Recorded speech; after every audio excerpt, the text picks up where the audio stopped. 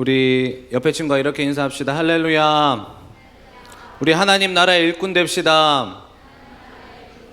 우리 하나님 나라의 일꾼 되셨으면 좋겠습니다. 제가 이 강단에 올라오기 전에 이제 교사 회의를 마치고 내려오다가 이제 고3들 2명을 만났습니다. 고3들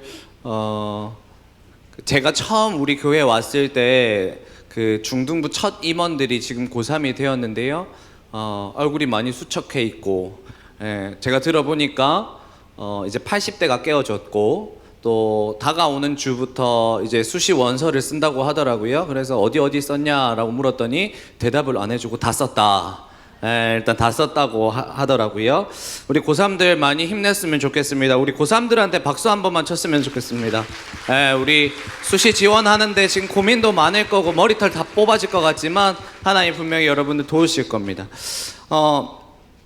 여러분 스트레스를 좀 어떻게 관리를 하십니까? 여러분들도 스트레스 많이 받잖아요, 그렇죠? 스트레스 나름 관리하는 방법은 하나쯤은 다 있으실 텐데 우리 선생님들도 좋으시고 우리 친구들도 좋고 이렇게만 하면 스트레스가 풀린다라는 그 완벽한 방법을 알고 계신 분은 제가 그걸 사도록 하겠습니다. 저한테 좀 말씀해 주십시오. 특히 고3들이 지금 원서를 수시를 쓰기 전까지 몇 대 몇일까, 아니면 내가 어느 학교 어느 과에 넣을까, 이게 적정이냐 상향이냐 하향이냐 고민을 하고, 또 합격 발표 날 때까지 스트레스를 굉장히 많이 받고, 또 정시를 준비하는 사람들은 많은 친구들이 수시에 넣고 떨어지고 붙기 때문에 마음이 많이 흔들려서 정시에 집중하지 못하는 경우가 많은데요. 저도 그랬던 것 같습니다.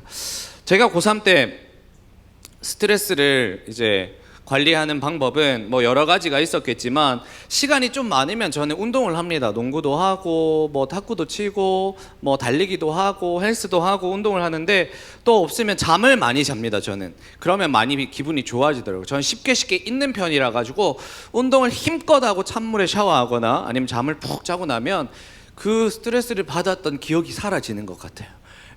그렇게 저는 관리를 하고, 요즘에는 그럴 시간이 없어서 빨리빨리 그것들을 잊기 위해서 이제 방법들을 찾는데, 제가 고3 때는 이제 운동을 많이 하거나 아니면 잠을 푹 잘 수 없으니까요. 저는 어떻게 했냐면 좀 충격적일 수도 있는데요. 전 수학을 너무 좋아했기 때문에 다른 공부를 하다가 공부가 너무 안 되면 수학 문제를 한 2-3문제 풀면 저는 기분이 좀 도라이다 이런 표정을 짓는데요. 아마 이 중에서도 분명히 있을 겁니다. 이 중에도 수학을 굉장히 좋아하는 사람은 그런 친구들이 있을 거예요. 그런데 이제는 안 되더라고요. 제가 교회에 와서 시간이 이 스트레스를 풀 수 있는 방법들이 뭡니까? 그 고등학교 수학책을 한 권 사서 풀다가 더 스트레스가 쌓였어요. 하나도 안 풀어지더라고요. 그래서 요즘 제가 하는 방법은 체스입니다.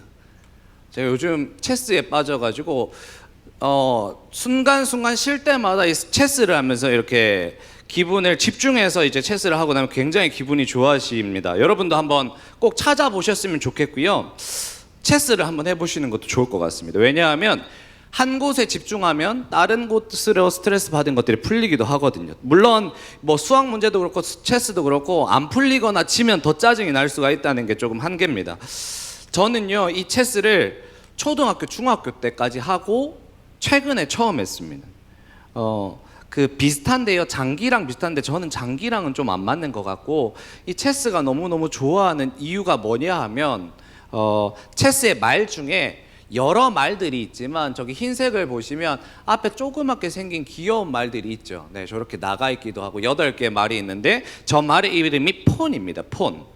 폰입니다.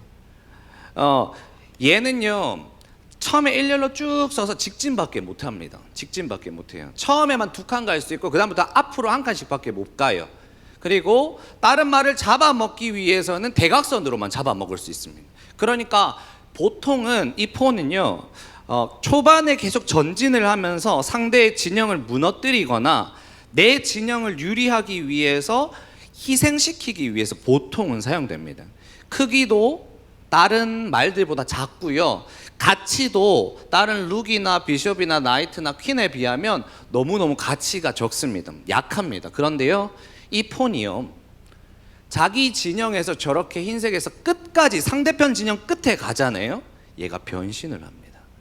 어떤 말이든 자기가 원하는 말로 룩이든 퀸이든 나이트든 비숍이든 퀸이든 킹을 빼고는 다 바꿀 수 있는 거예요. 그래서 제가 이 스트레스 푸는 방법을 어떻게 하냐면 조금 난이도를 낮춰가지고 저 폰을 다 살립니다. 그래서 상대방을 농락하다가 죽여서 제 스트레스를 푸는 거죠. 예. 여러분 사실은 저는요 이 폰의 모습 속에서 때때로 제 모습을 발견합니다. 여러분 속에서도 아마 이런 폰의 모습을 볼 수 있을 거예요. 때로는 크고 실력 있고 잘생기고 집안 좋고 멋있는 룩이나 퀸이나 나이트나 비숍이 나였으면 좋겠다고 생각하지만 내 모습이 폰처럼 작게 느껴질 때가 있다는 거예요. 그런데 이 모습이 2000년 전의 제자들도 비슷했나 봅니다. 자기가 있는 어부의 자리에서 세리의 자리에서 자기가 있었던 그 각자의 자리를 다 뒤로 하고 예수님이 그냥 좋아가지고 예수님이면 진짜 이 나라를 하나님 나라로 만드실 수 있는 분이라는 그런 생각 때문에 따라갔는데 의외로 결과가 영 이상한 것이죠. 이 자기들의 모습을 보아도 그 예수님을 따르기 전의 모습과 별반 다름이 없거나 더 못해졌어요. 또 맨날 떠돌아다니면서 하는 거라고는 그냥 예수님 따라서 시다 역할을 하는 밖에 없는 것이고, 또 입고 있는 옷도 먹고 있는 음식도 자기가 가지고 있는 행색도 점점점 이전보다 못해지는 겁니다. 그런데 문제는 나는 그렇다 치더라도 내가 따라가는 예수님을 보고 뭔가 비전을 얻을 수 있으면 좋을 텐데 예수님을 봐도 별반 다름이 없는 거죠.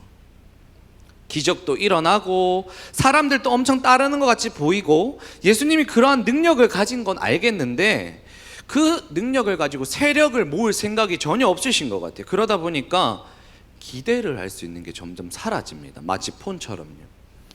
여러분 이 모습이 마치 체스판에 있는 폰의 모습, 2000년 전의 제자들 모습, 우리와 비슷하다는 생각이 저는 많이 들었습니다. 나를 보아도 답이 저 멀리 있는 것 같고 내 실력을 보면 어떨 때는 이 실력이 못 미쳐서 눈물이 났는데 이제는요 이 실력을 보면 웃음이 나옵니다. 내가 이거밖에 안 되나? 힘 빠지는 헛웃음이에요. 또 우리의 그 미래를 기대하면서 걱정이 되고 그러다가 얼마 전에 갔던 우리 수련회를 가서 하나님을 보고 기대하고 기도하면서 또 힘을 얻은 것 같았는데 막상 여러분 현장에 돌아가 보니까 어때요? 또 힘이 빠지는 것이죠. 여러분 이러한 우리와 비슷한 이 제자들의 상황 속에서 예수님께서는 오늘 본문을 이야기하셨습니다. 하나님 나라를 얘기하셨는데 이렇게 말씀하시죠. 천국은 마치 사람이 자기 밭에다 갖다 심은 겨자씨 한 알과 같다. 겨자씨 한 알과 같다. 제자들을 비롯한 많은 군중들은요 어떤 생각을 했냐면 메시아가 오면 지금 예전에 우리가 일제 침략을 받아서 이렇게 지배를 받았던 것처럼 이스라엘이 로마의 지배를 받고 있었는데 메시아만 온다면 이 로마로부터의 모든 어려움들이 해결될 것이라는 기대를 했었습니다. 그래서 위대한 왕이었던 다윗 왕, 그 찬란했던 과거보다 더 큰 영광이 이 메시아로부터 임하는 나라를 기대했던 겁니다. 그런데 현실이 뭐냐면 그 미래가 보이지 않는 거예요. 예수님이 늘 귀신 들린 자, 굶주린 자, 약한 자, 병든 자, 죽은 자들에게만 관심을 가지시고 또 그들을 먹이시고 고치시고 가르치실 때 많은 사람들이 뭔가 모여서 뭔가 될 것 같다가 예수님은 또 혼자 떠나버리십니다. 기도하고 흩어버리시는 거예요. 너무너무 황당한 거죠. 그때 얘기합니다. 하나님 나라는 뭐와 같다고요? 겨자씨 하나가 같다고요. 이 가장 작은 것을 비유로 드는 이 겨자씨와 같은 나라가 하나님 나라인데 이를 심고 시간이 흘러 하나님의 때가 되면 그 씨가 나무를 이루어서 그 나무 가지에 공중에 새들이 깃든다라고 예수님께서 제자들에게 오늘 본문을 통해서 이야기하고 계십니다. 예수님께서 오늘 제자들에게 하나님 나라를 말하실 때는 단지 한국, 미국, 일본, 중국, 러시아 이런 영토가 있는 국민이 있는 주권적인 국가만을 이야기하는 것은 아닙니다. 나중에 우리가 죽어서 하나님 아버지와 아들 예수님이 계신 천국 그리고 성령을 내 마음의 주인으로 모신 오늘 예배를 드리는 저와 여러분과 같은 그 하나님의 인재를 경험하는 모든 크리스천들 가운데 하나님 나라를 말하는 겁니다. 그래서 계속 얘기하시는 거죠. 너희의 모습이 비록 작고 가치가 없어 보이고 현실을 어떻게 할 수 없는 너무너무 답답하고 우울하고 막막한 겨자씨 같은 존재라 할지라도, 체스판에서 어떻게 할 수 없이 나를 희생해야 하고 작고 가치가 없어서 앞으로 전진을 하기 싫어도 할 수밖에 없는, 마치 여러분처럼 등 떠밀려서 계속 갈 수밖에 없는, 아니면 뒤처지니까 등 떠밀려서라도 걸어갈 수밖에 없는 우리에게 그런 겨자씨 같은 존재라 할지라도 너희가 나를 믿고 너의 마음의 주인으로 믿음으로 그 씨앗을 심는 자는 후에 이 작은 겨자씨가 큰 나무가 되어서 새들이 깃드는 것처럼 성장하게 될 것이다, 성숙하게 될 것이라고 이야기하는 겁니다. 여러분, 이 이야기를 들은 제자들이 조금씩 변하기 시작합니다. 내 모습을 보아도, 나를 둘러싼 상황들을 보아도 그냥 나는 겨자씨인 거예요. 그냥 체스판의 폰인 거예요. 그런데 너무너무 흔하게 쉽게 구할 수 있는 작은 보잘것없는 것이에요. 그런데 이 겨자씨 같은 제자들에게 예수님께서 너희 안에, 너희 각자의 마음 가운데 하나님 나라가 이루어질 것이다, 너희를 통해서 이 하나님 나라가 확장되고 커갈 것이라는 이 말씀이 여러분 얼마나 위로가 되었는지 모릅니다. 지금 고민하고 있는 사람들, 수시 앞에 떨고 있는 사람들, 다들 쓰니까 그냥 나도 써야지 하고 쓰고 있는 우리 학생들, 오늘 말씀을 듣고 위로 받으셨으면 좋겠습니다.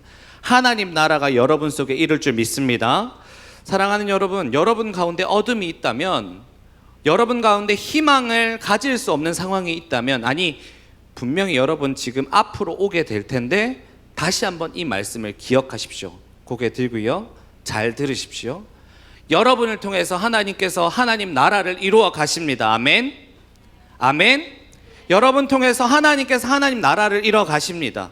여러분이 하나님 나라입니다. 그리고 여러분들이 하나님 나라의 소망입니다. 그렇다면 어떻게 우리가 하나님 나라를 우리 안에서 이루어가고 또 성장할 수 있을지 우리 두 가지로만 한번 살펴보도록 하겠습니다. 첫 번째입니다. 우리가 같이 한번 읽어볼까요? 한번 넘겨주시겠습니까? 네, 한 번 더 넘겨주시고요. 우리 같이 한번 읽어보겠습니다. 시작. 맞습니다. 우리는 믿음을 심어야 합니다.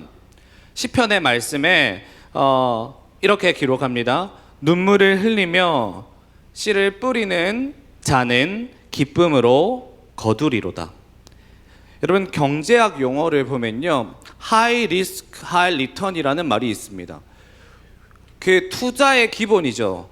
이 위험한 곳에 이 자기가 돈을 투자하거나 자기의 노력을 투자하거나 자기의 시간을 투자했을 때 그것의 투자만큼 가치가 돌아오지 않을 것 같은 위험한 것에 투자할수록 그 수익이 클 수 있다라는 의미입니다. 이과생들은요 보통 이렇습니다. 물리투 화학투를 선택하면 너 인생 망하고 싶니? 라고 이야기합니다. 그만큼 그 과목들이 너무 어려운 거예요. 점수를 잘 받을 확률이 굉장히 낮아지는 겁니다. 근데 실제로 그만큼 어렵고 좁은 선택들이기 때문에 많은 사람들이 그 물리투 화학투를 기피합니다. 그런데요, 거기서 시험을 잘 치면 훨씬 고득점으로 갈 수 있는 길이 열리는 것이죠. 하지만 진짜 그냥 망할 수도 있습니다. 여러분은 하나님이 주신 이 시간과 건강과 물질을 지금 어디에 투자하고 있고 어디에 심고 있으십니까? 공부에? 아니면 운동에? 돈에? 연애에?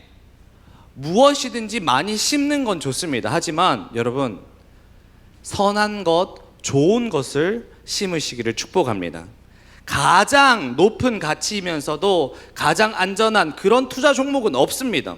그런 종목들이 있으면 저도 알고 싶은데요, 그런 건 없습니다. 그러나 오늘 말씀에서 가장 높은 가치이면서도 동시에 가장 안전한 투자 심는 것은 바로 하나님을 믿는 이 믿음을 심는 거예요. 하나님을 믿는 믿음을 심으시기를 주님의 이름으로 축복합니다. 제가 어렸을 때부터 참 좋아하는 이야기는 이 다윗과 골리앗 이야기인데요, 사무엘상 17장을 보면 그 청소년 다윗이 큰 장군 골리앗을 무맷돌로 이렇게 던져서 딱 맞춰서 쓰러지는 그 장면은 지금 생각해도 저는 이 장면이 성경에서 가장 극적이고 희열이 넘치는 장면인 것 같습니다. 그런데 이 다윗과 골리앗의 재밌는 이야기를 목사님이 나이가 이제 어른이 되어서 계속 묵상하면 묵상할수록 너무 은혜가 되고 너무너무 놀라운 겁니다. 골리앗을 한번 볼까요? 여러분, 골리앗은요, 세상의 기준으로 모든 걸 다 가진 사람이었습니다. 당시에 가장 멋있는 남자는 싸움을 잘하는 장군이었기 때문에 모든 여성들은 아마 골리앗의 팬이었을 겁니다. 그가 가진 갑옷과 칼과 투구를 지금 현실로 따지자면 아마 최고급 스포츠카에 화려한 옷에 여러분이 가고자 하는 최고 좋은 대학의 스펙의 황금 인맥이겠죠. 게다가 제가 제일 부러운 건 키도 엄청 컸습니다. 전쟁에 나가면 승리하고 싸움을 하면 이기고 돌아오면 온통 나라가 자신을 좋아하고 인기를 한 몸에 받는 남자가 바로 골리앗이었습니다. 그런데 이제 골리앗이 나와서 소리를 치는 거죠. 이스라엘 백성들은 벌벌벌 떱니다. 그때 그에게 맞선 꼬마가 바로 청소년 다윗이었습니다. 형도 말리고 이스라엘 군대들도 말리고 심지어는 이스라엘의 왕이었던 사울도 말려서 다윗이 골리앗 앞에 서는 것을 말리려고 했습니다. 왜냐하면 그 어린애가 전쟁터에서 갈기갈기 찢어져서 죽는 꼴을 못 보는 거예요. 골리앗은 자신의 가진 것들을 자랑합니다. 내 칼이 이렇게 크다, 내 갑옷이 이렇게 크고 내 몸이 이렇게 크다. 그러고 하나님을 모욕합니다. 야, 하나님을 믿는 것들 나와봐라. 그것을 참지 못하고 다윗은 골리앗 앞에 섭니다. 그리고 고백을 하죠. 다윗의 고백인데요, 우리 함께 한번 읽어봤으면 좋겠습니다. 한번 넘겨주실까요? 같이 한번 고백하겠습니다. 넘겨주세요. 같이 읽겠습니다. 시작. 너는 칼과 창과 단창으로 내게 나아오거니와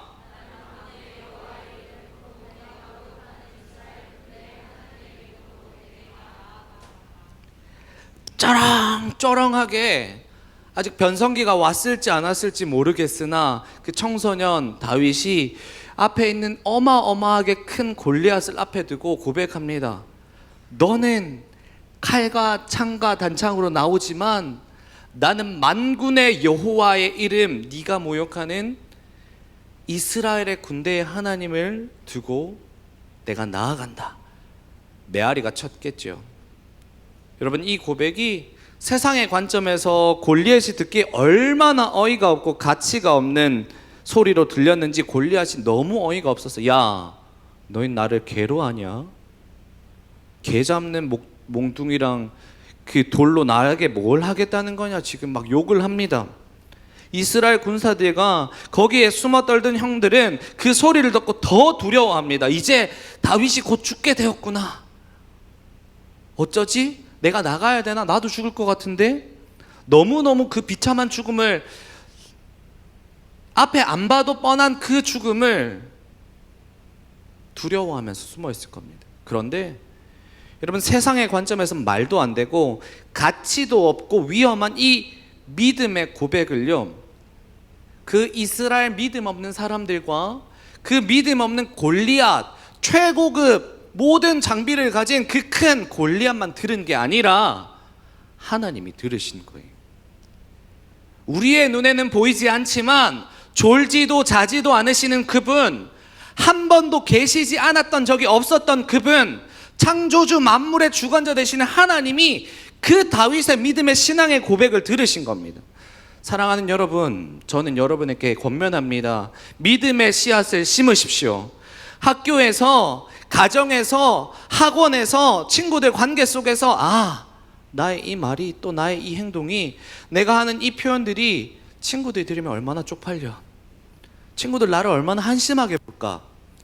야, 지금 나 미쳤다고 하지 않을까? 내가 지금 교회에 온다고 하면 지금 수능이 며칠 남았는데 걱정이 될 수 있습니다. 그러나 여러분, 이 믿음의 고백, 믿음의 선포, 작은 겨자씨의 씨앗을, 믿음을 심는 이 행위들이 그들만 듣고 그들만 반응하고 그들만 느끼는 게 아니라 만물의 창조자이시면서 모든 것을 알고 모든 것을 가능케 하신 그 하나님께서 이 여러분의 믿음의 고백을 기대하고 귀 기울이고 보고 느끼고 계심을 신뢰하시기를 축복합니다.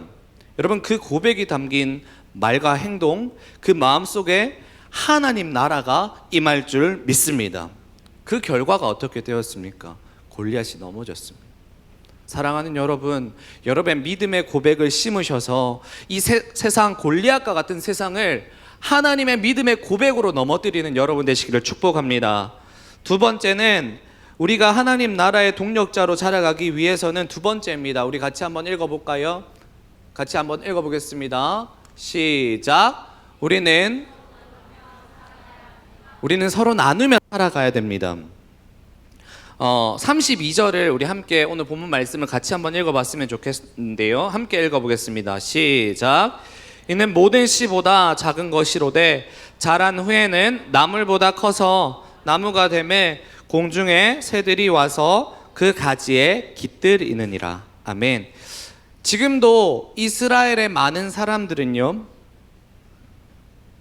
자신을 구원할 메시아가 오지 않았다고 여깁니다. 그러니까 지금 예수님이 오셨지만 예수님은 메시아가 아닌 거예요.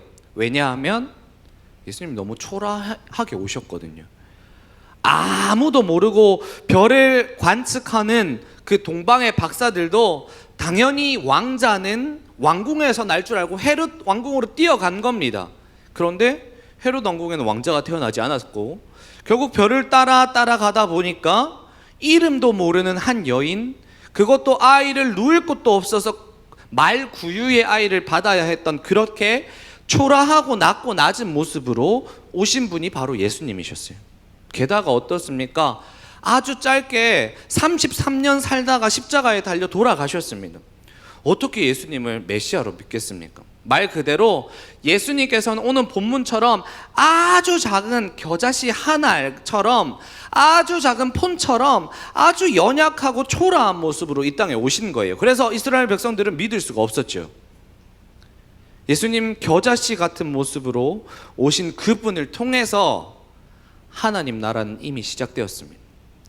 다시 완성되시는 날까지 다시 오셔서 그 완성되는 이루어 가실 것임을 선포하시면서 오시는 거예요. 예수님이 이렇게 말씀하셨습니다. 예수님이 이 땅에 오신 목적인데요, 우리 함께 한번 예수님의 오신 목적을 한번 같이 읽어보겠습니다. 읽어볼까요? 시작. 인자가 온 것은 섬김을 받으려 함이 아니라 도리어 섬기려 하고 자기 목숨을 많은 사람의 대속물로 주려 함이니라. 아멘.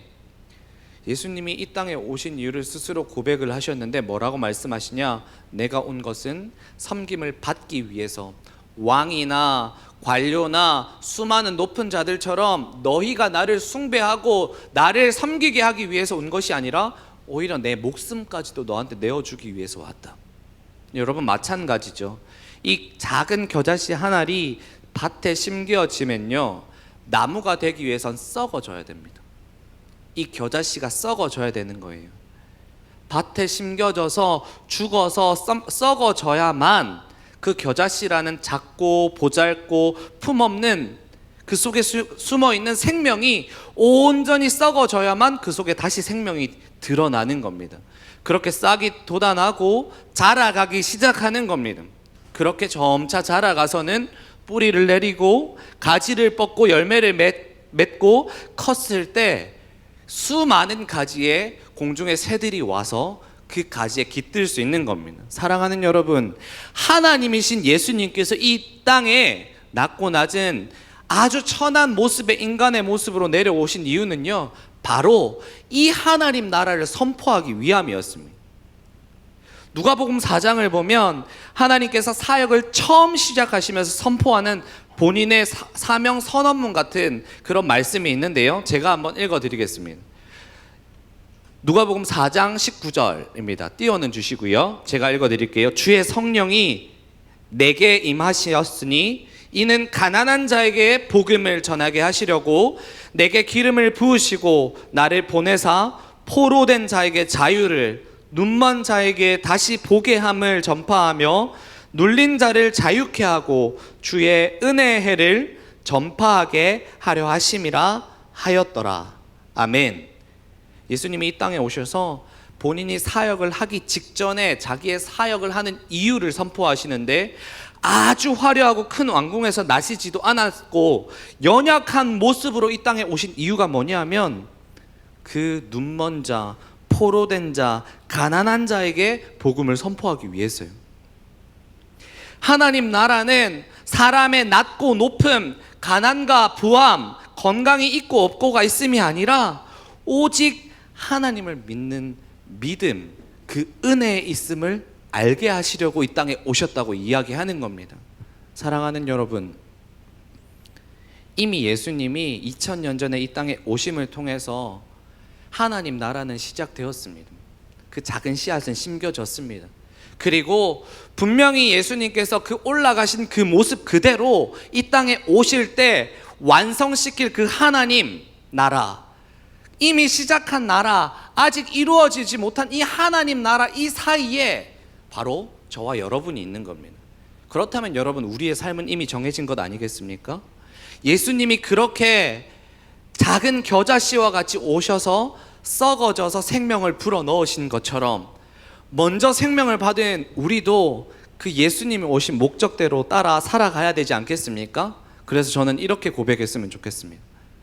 저는 말씀을 바꾸어서 이렇게 한번 기록해 보았습니다. 넘겨줄까요? 한 번 더 넘겨주세요. 저는 이렇게 고백하고 싶습니다. 나 조창민은 이 땅에 살아가는 것은, 이 조창민이 이 땅에 살아가는 것은 섬김을 받으려 함이 아니라 오히려 섬기려 하고, 나의 시간과 재능과 물질, 나의 목숨을 많은 사람들을 위해 살게 하려 함입니다. 우리 제 이름에 여러분의 이름 3글자를 넣어서, 2글자를 넣어서, 4글자를 넣어서 우리 함께 고백했으면 좋겠습니다. 우리 함께 한번 이 고백을 주님 앞에 함께 고백했으면 좋겠는데요, 한번 같이 고백하겠습니다. 시작. 나 조창민은 이 땅에 살아가는 것은 섬김을 받으려 함이 아니라 오히려 섬기고 나의 시간과 재능과 물질, 나의 목숨까지도 많은 사람들을 위해 살기 위함입니다. 사랑하는 여러분, 학교에 가면요, 저도 학교 생활 해봤지만 힘이 있는 친구도 있고 힘이 없는 친구도 있고, 공부를 잘하는 친구도 있고 못하는 친구도 있고, 집이 잘 사는 사람도 있고 못 사는 사람도 있습니다. 주변에 어려움을 당하는, 나보다 좀 더 힘들어하는 친구가 보이십니까? 그럼 도와주세요. 여러분이 공부를 조금 잘하십니까? 근데 공부를 잘하고자 하는 친구가 있나요? 조금 도와주십시오. 위로가 필요한 친구들이 여러분 눈에 보이세요? 들어주십시오. 여러분, 그것이요, 하나님 나라가 임하는데 저와 여러분이 쓰임받는 방법입니다. 그것이 이미 시작되었고 결국에는 예수님께서 완벽하게 완전히 이루실 그 하나님 나라에 우리가 동참하는, 함께 자라가는 방법인 줄 믿습니다. 이제 말씀을 마무리하겠습니다. 사랑하는 여러분, 하나님 나라는요, 결코 죽어서만 가는 곳은 아닙니다.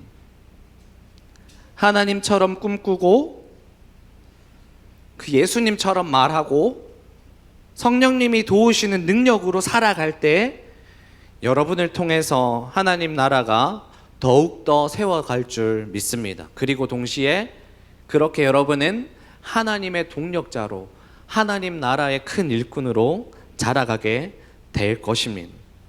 사랑하는 여러분, 여러분의 모습이 때때로 체스판에 쫄병인 폰같이 여겨질 때, 아니면 이 본문처럼 겨자씨 한 알처럼 너무 작고 미약하고 부족하게 보여질 때